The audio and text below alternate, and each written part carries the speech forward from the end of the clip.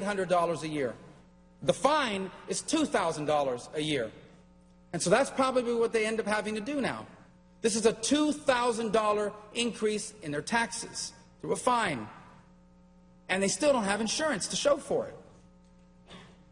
This is the third example I want to give you, and this one's not part of the analysis, but I pointed out to you the fact that the law now requires any business with more than 50 employees, full-time employees, to offer health insurance. Now, offering health insurance is a good thing. We should try to encourage that and provide opportunities for business to do it. But imagine if you're one of these businesses now, and you're asking yourself, I wonder if I should hire the 51st employee or the 55th employee. Should I grow my business? Well, as a result of this new mandate, maybe you decide not to now. How much will this cost us? It's $2,000 per employee if we don't comply. How much will this, over 30? How much does this cost us? Maybe this is not the year to add a few jobs. Even worse, maybe they'll decide, you know what, maybe we should become a part-time business. You know where I hear a lot about this? I heard a lot about it in my campaign. Franchises.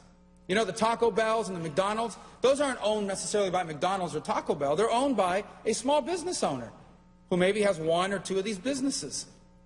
They're going to decide to make everybody part-time because they can't afford to pay the fine and they can't afford to provide the insurance.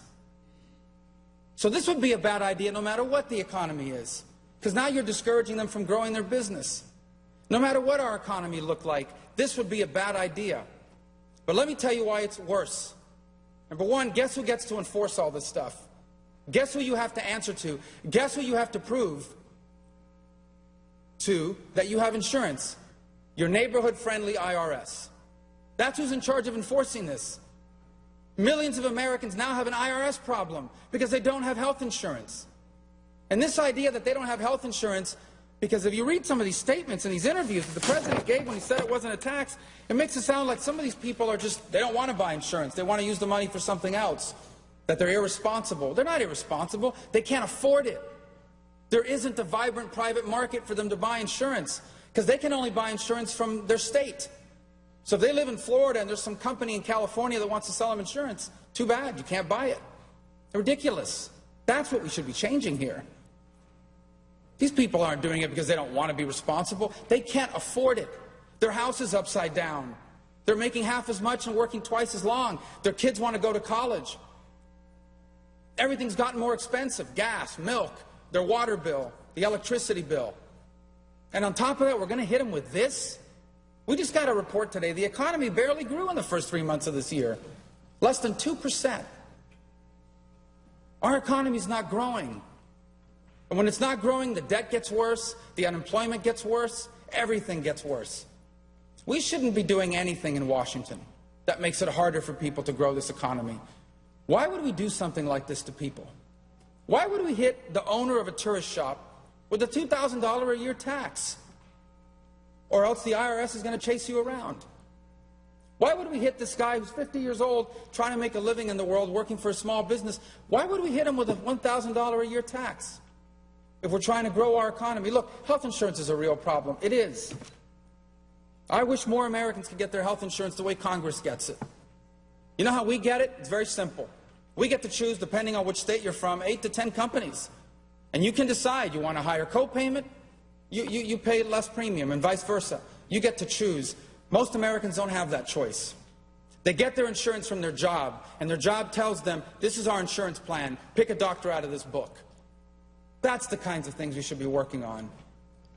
And so, apart from everything else, this is a terrible idea because it hurts our ability to grow our economy. This is the real-life impact of this bill.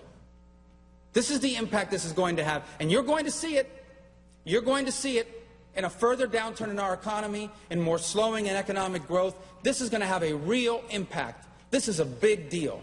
People across this country and across Florida have every right and every reason to be worried about the impact that this is going to have on them. My friends, this is a middle-class tax increase. And millions of Americans now have an IRS problem. You will now have to, for the first time in American history, prove that you have health insurance or you're going to have to deal with the IRS. I guarantee you that's not good for small business. I guarantee you that's not good for the middle class. I guarantee you that's not good for economic growth. That's where we're at today.